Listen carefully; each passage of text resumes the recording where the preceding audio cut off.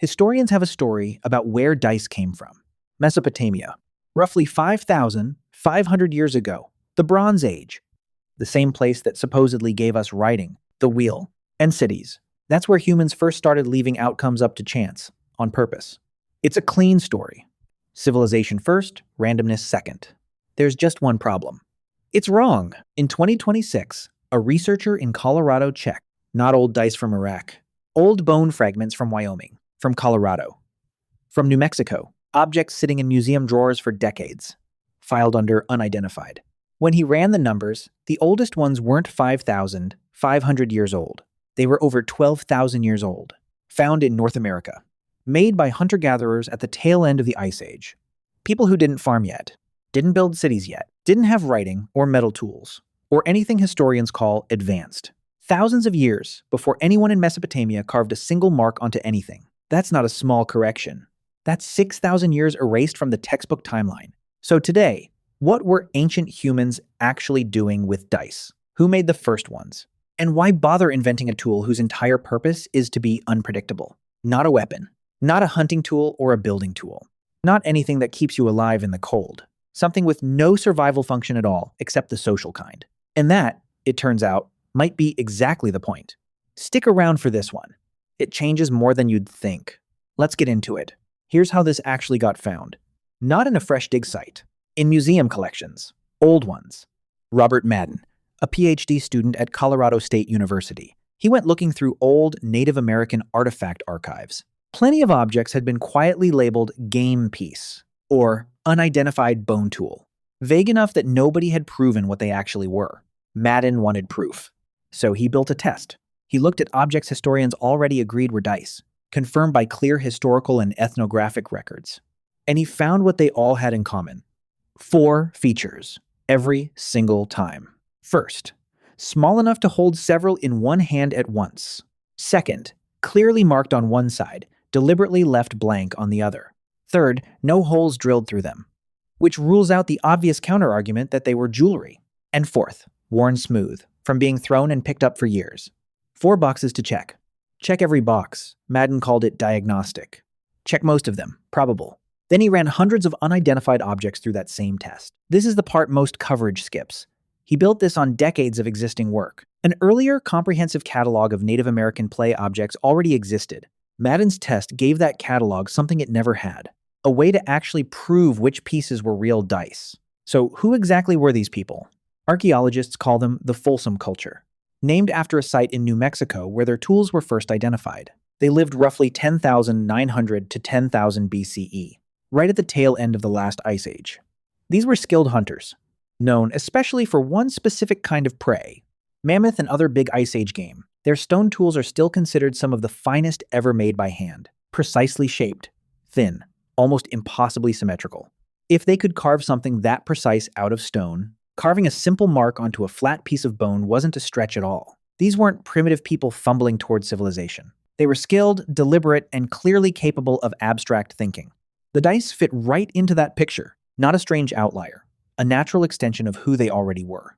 The result, over 600 objects fit the criteria, from 57 archaeological sites, across 12 states, almost all in the Great Plains and the American West. Most weren't that old, relatively speaking. Somewhere between 2,000 and 450 years ago, but at least 31 went back between 8,000 and 2,000 years, and at least 14 went back roughly 12,000 years. To put that in perspective, the pyramids at Giza are about 4,500 years old. Stonehenge, maybe 5,000. These dice predate both landmarks by more than 7,000 years, and the study likely undercounts the real total. Plenty of sites haven't been searched with this specific test yet. These weren't rare, one-off curiosities either. A pattern repeated across dozens of communities for thousands of years, without a single written record telling anyone to do it. Madden didn't just trust the database. He traveled to look at the oldest pieces in person. Bone, worn smooth, with lines carefully etched into one face. He said, holding them felt like holding pieces of deep history. And when he compared the oldest ones to dice made 2,000 years later, by completely different groups, separated by thousands of miles, they looked almost identical. Mix them in a bag and shake it up. You genuinely couldn't tell which pile was which. A researcher outside the study reviewed the work independently. He said there isn't a compelling alternative explanation for most of these objects. Now picture a die in your head right now. You're probably picturing a cube, 6 sides. That is not what these are. Forget the cube entirely. These are two-sided, flat, round, or rectangular, marked on one face, blank on the other. Think less like a 6-sided die, more like a coin flip, what some players call a D2, heads or tails, except carved out of bone instead of stamped out of metal, which means these objects are, in a real sense, older than coins. There's an even older cousin of this object, the astragalus, the ankle bone of a hoofed animal, sheep, goat, naturally lopsided, with 4 distinct resting positions built in by nature. People used actual astragali for generations, before replicating the shape in stone, glass, metal, or ivory. One of the oldest known board games used exactly this kind of bone, found tucked inside the drawers of the game box itself. Not a coincidence, not a decoration, a functioning randomizer, packed away with the rest of the game pieces. That particular game traces back roughly 4,600 years, played across boards inlaid with shell and bone. But even that board still needed something simple to move the game forward. So, picture it. Not the artifact in a museum drawer. The actual night it was used. Late summer, somewhere on the edge of the Great Plains. 12,000 years ago. A seasonal gathering spot, used year after year. One band of hunter-gatherers arrives from the north, another from the west. Neither one fully trusts the other yet. They don't share a language. They might not share customs. What they do share is a reason to be here, and a handful of small bone discs. Someone tosses the first one onto a flat patch of dirt, marked side up or blank side up. That's the whole game. The stakes aren't currency. There's no currency yet. The stakes are whatever people actually have. Dried meat, a worked stone tool, a carved ornament. Somebody wins, somebody loses. Both sides watch the same outcome land with no ambiguity. And just like that, 2 groups who arrived as strangers have done something together. Followed the same rule, accepted the same outcome. Multiply that by dozens of gatherings over hundreds of generations across an entire continent. That's not a footnote in a research paper anymore. That's a quiet, repeated mechanism holding an entire social world together. Here's the obvious objection, and it's a fair one. Random outcome doesn't automatically mean it was a game. Plenty of ancient cultures used random methods for something else. Divination, reading fate. So which is it? Madden addresses this directly, rather than dodging it. He says it's possible some objects were used that way, but the evidence doesn't support it nearly as strongly as gaming does. No ritual context. No burial site association tied to religious practice. No patterns matching known divination traditions. What you see, repeatedly, is multiples. Several dice together, the kind of count you'd expect from a game with rules. Not a single ritual object. Madden's argument is bigger than just, they gambled. These hunter-gatherers were intentionally creating tools to produce random results, then using that result inside a structured, repeatable system. Rules, turns. Outcomes that meant something within an agreed framework. That is, in a real sense, an early relationship with probability. Not formal math, but an understanding built through repetition. A grasp that flipping the same object enough times produces patterns you can rely on. What mathematicians today call the law of large numbers. Nobody at a Folsom campsite was writing equations. There was no chalkboard, no notation, no formal proof. But understanding doesn't require writing. It just requires noticing the same thing happen, over and over, until it becomes something you can trust. There's a detail about how these games were actually scored, worth knowing. Most versions weren't decided by a single toss. Players tossed several dice together at once, then counted how many landed marked side up. Different combinations were worth different amounts. Some outcomes were common. Others were rare and worth more. That's not a coin flip anymore. That's a genuine point system, built entirely on probability. Players who tracked outcomes over many rounds would start noticing the same thing. Some results kept showing up more often than others. Without writing a single number down, that's still data. Repetition, observed closely enough, becomes its own kind of memory. So why would a hunter-gatherer bother with something this abstract? Focused on survival, day to day. Here's where it gets genuinely interesting. The answer isn't really about the dice. It's about the people standing around them. Researchers studying where these older dice turn up notice something. A lot of them cluster in liminal spaces.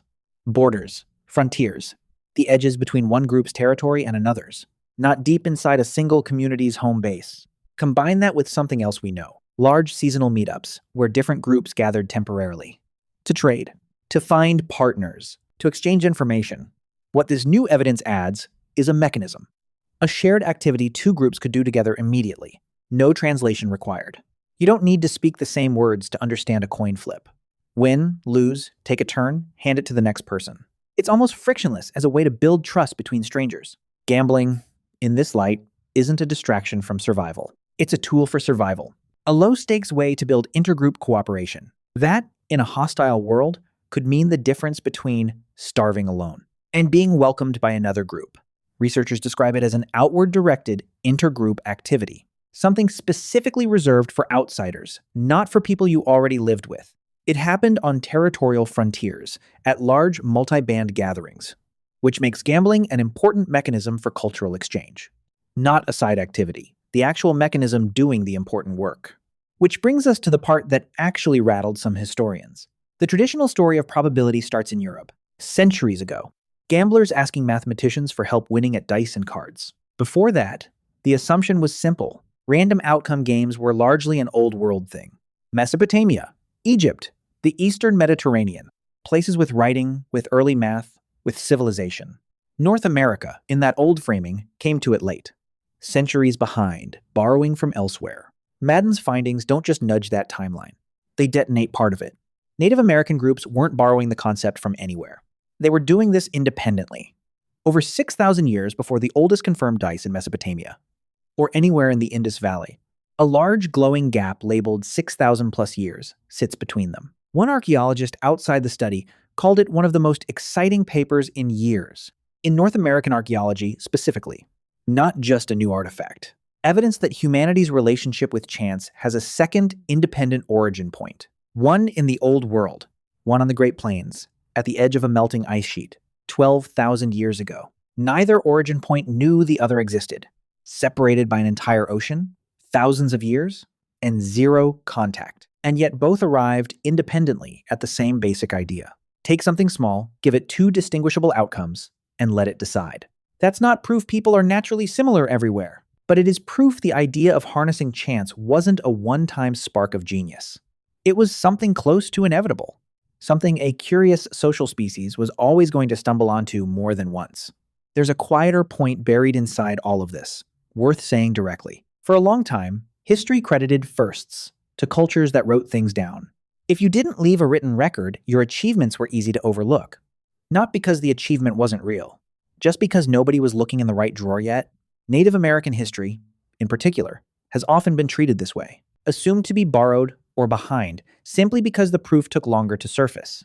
Madden's work is a direct correction to that assumption, not a borrowed idea arriving late, an original idea arriving first. That distinction matters for more than just dice. Here's a question worth sitting with for a second. Did humans ever actually stop doing this? Knucklebones evolved into dice. Dice evolved into cards, into board games, into casino chips. The exact objects changed completely. The underlying behavior never did. Humans consistently build small machines whose only job is to be unpredictable, and then gather around them socially. Board games today still use dice almost unchanged in concept. From the ones tossed onto packed dirt 12,000 years ago. Sports betting, card games, even office pools around a championship bracket, all running on the same basic appeal. An outcome nobody can fully control, shared by everyone watching. The frontier gathering became the casino floor. The dried meat and stone tools became chips and cash. The strangers from a different band became strangers from a different city. The mechanism Madden describes never actually disappeared. Chance is a shared, trust-building ritual between strangers. It just kept finding new objects to live inside. Think about the last time you played a board game, or watched a game show contestant spin a giant wheel, or checked a lottery number against your ticket. Same basic structure, different century, different material. A small object, randomized on purpose, watched by people who all agreed beforehand to accept whatever it shows. That agreement is the actual invention. Not the bone, not the cube, not the spinning wheel. The shared decision to let chance settle something everyone can live with. 12,000 years ago, on a cold plain at the edge of the ice, two strangers figured that out with nothing but a piece of bone. Same rule as always on this channel. Let's not just take the exciting finding and run with it. Madden's own paper is careful about this. Probable dice aren't the same as diagnostic dice, and the oldest ones lean more heavily on the probable category. That doesn't mean they're wrong. It means the oldest claims carry a bit more uncertainty than the headline number suggests. And the sample itself has a geographic bias built in. This is where archaeologists happen to look, not necessarily the only place this happened. It's entirely possible older dice are sitting in drawers right now, simply waiting for someone to run the same test. Which is honestly the appropriate way to hold a finding like this. Confident about what the evidence shows. Open about what it can't yet prove. A 6,000-year head start over the old world might end up being 5,000, or it might end up being even more than that. Either way, the core finding survives the caveats. This wasn't borrowed from anywhere. It happened here, independently, far earlier than the old story allowed for. So what were ancient humans actually doing with dice? The honest answer, almost exactly what you do with them today. Throwing something small, watching where it lands, letting an outcome you can't control decide what happens next. For fun, for stakes, for a reason to sit down with someone you might not otherwise trust. The hunter-gatherers who carved those first marks into bone weren't doing formal math, but they understood something true about randomness. That took the rest of written history thousands of years to formalize on paper. They just got there first, quietly, without writing it down. No monument, no inscription bragging about it. Just a small, worn piece of bone, passed hand to hand. Generation after generation, without anyone noticing for 12,000 years.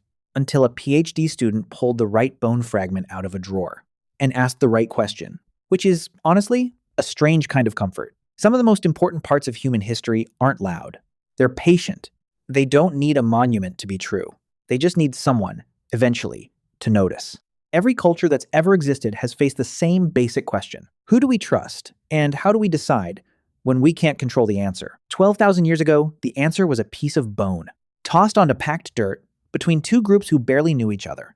So if something you've always assumed was invented in one place actually has a separate, much older origin somewhere else entirely, does that change how you think about who actually invents things first? Let me know in the comments.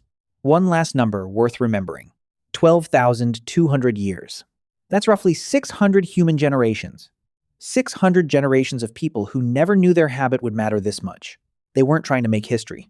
They were just trying to get through a long, cold gathering with strangers. And somehow, that was enough. Next time on Hux, why your body freezes completely still for a split second before it decides to fight or run. Subscribe. New video every week.